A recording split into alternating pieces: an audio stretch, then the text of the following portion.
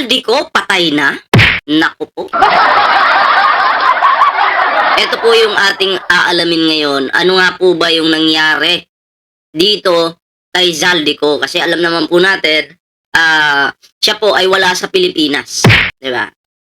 Ang alam po ng mga Pilipino, siya ay nasa ibang bansa. Diba? So, ano nga bang nangyari kay Zaldico doon sa ibang bansa? Kasi yung mga in-upload niyang video noon, hindi natin matukoy kung siya ba talaga yon or baka AI lang, diba? So, nasa na ba yung totoong Zaldico? Nako, yun po yung tanong ngayon ng mga Pilipino kasi wala na pong paramdam eh. Bigla pong nalusaw at nanahimik, di ba? Alam naman po natin na yung nilabas niyang video sa kanyang YouTube channel, mga pre, ay posibleng AI lang yun. Posible po. At marami na po na mga Pilipino yung nakapansin doon. Kaya kung kayo po yung tatanungin, mga pre, kumusta na kaya si Zaldico ngayon? Siya pa kaya ay buhay pa ba? Ha? Siyempre, mga pre, gusto natin na itong si Zaldico ay mapanagot talaga sa kanyang kasalanan, sa kanyang pagnanakaw. Diba? Yun po yung gusto natin, mga pre. Palagi nang dinadawit yung Pangulo. Diba? Dinadawit niya po yung Pangulo, mga pre. Pero ang tanong, totoo kaya yung mga sinasabi niya? Kasi kung totoo po talaga, yung mga sinasabi mo, ilalaban mo yan eh. Hindi mo tatakasan yung problema mo. Kasi ang pagtakas sa problema, sign of guilt yan. Diba? Kung totoo yung mga sinasabi mo, mga akusasyon mo kay PBBM, ang tanong, bakit ngayon ka lang nagsalita?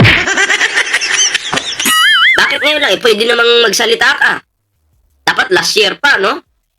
2023 pa lang, nagsalita ka na. 2022, di ba? 2024. Bakit ngayon lang? So, maliwanag po dito, nandadamay na lang po ito si Zaldico. At itong Zaldico na to, adi umano maraming nakakita sa kanya ng mga Pilipino doon. Kung last year, na-videohan siya. Alam niyo naman na may video tayong nakita sa kanya. Diba? Na si Zaldico naglalakad yata yon at na-videohan siya doon. No. Ngayon po, bigla pong natahimik. Kaya ang tanong, nasan si Zaldico? Patay na ba? Ay, hindi po tayo papayag na sasabihin patay na si Zaldico. Hindi po. Buhay pa yan. Diba? Kaya, panawagan ng taong bayan dito kay Zaldico, uwi ka na ng Pilipinas. Ha? At sana po, no, makakuha ng hustisya yung mga Pilipino. Bakit po? Pera po natin yung kanilang mga ninanakaw. Diba? Sana po ang mga Pilipino ay matuwa, no?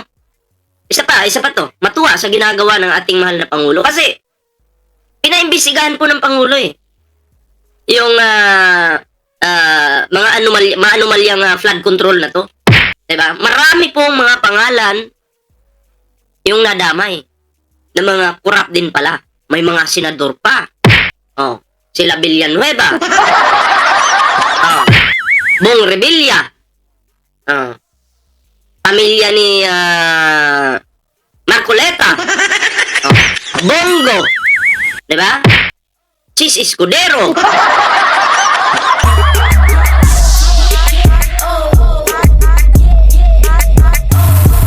Kasi may mga nagsasabi, patay na daw si Zaldico. Huwag po kayo maniwala dyan, ha? Kung may lalabas man ng ganyan. Anyway, sa comment lang naman yan. Nagko-comment ng mga individual na patay na daw. Kasi, ang dahilan nila, kanya-kanyang dahilan eh. May nagsasabi na patay na kasi kung buhay pa yan, bakit walang paramdam? So, fake news po yun, di po totoo yun. May nagsasabi, patay na dahil hindi na nagparamdam. Kung iintindihin mo yun, ibig sabihin nanahimik lang. Diba? Patay na kasi nanahimik lang. Diba? Kung tutuusin nga, mas gusto pa nga isipin natin eh, mas gusto pa nga ni Zaldico na isipin natin na siya'y patay na. Para, yung kanyang kasalanan, diba? Yung kanyang kasalanan ay matakpan. Diba? Kaya, etong si Saldi ko talaga, pati pamilya niya. Eto ito yung totoo. Yung pagnanakaw ni Saldi ko, alam po natin na buong pamilya niya na kinabang.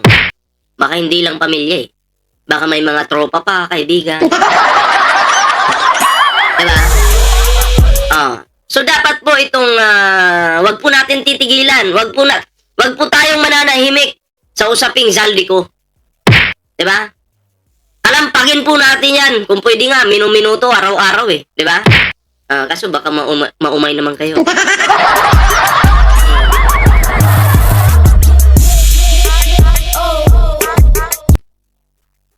At binablockmail nga yung Pangulo, 'di ba?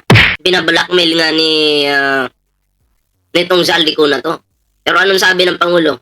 Hindi nakikipag-usap ang Pangulo sa isang kriminal.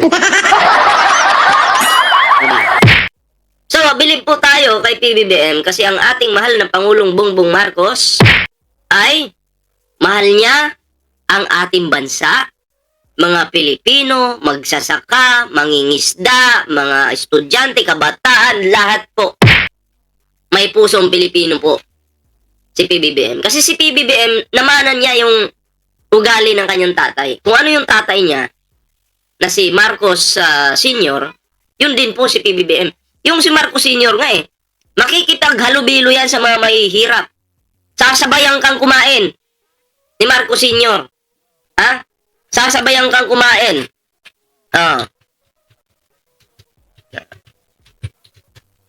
Wait lang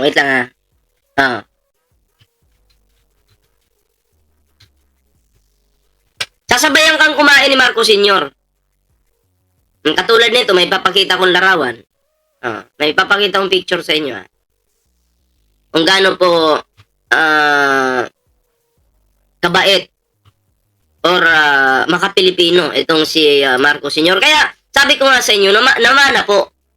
Namana ni PBBM yung ano ng tatay niya. Nakita niyo yan? Ang kasabayan niyang kumain dyan, mga mahihirap. Nandyan po ang First Lady at si Marcos Sr. Diba? Kaya kung ano man pong ugali yung meron si PBBM ngayon, namanan niya po yan sa kanyang tatay. Diba? Siyempre sa kanyang nanay din. Kasi mababait naman po ang pamilyang Marcos. Hindi ko nga maintindihan ba't nagkaroon ng traitor. Si Amy. Biglang may traitor na eh. Hindi natin maintindihan. Sabagay, iba, mahaba din yung baba nun eh. Siya lang yung naiba doon.